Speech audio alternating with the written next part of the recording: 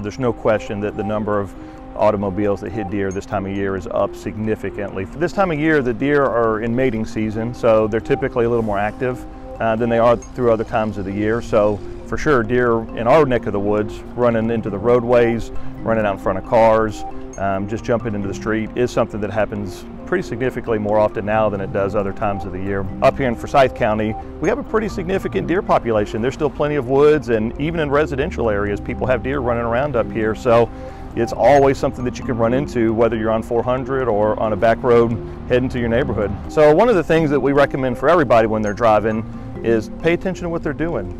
Texting and driving is a big problem in our part of the world as well, and folks just not paying attention.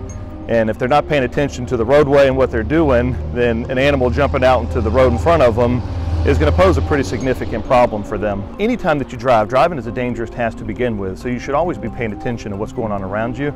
And one of the things that we recommend is if something jumps out into your lane or requires you to do some kind of evasive maneuver, it's best to make sure that you're not going to make your situation worse.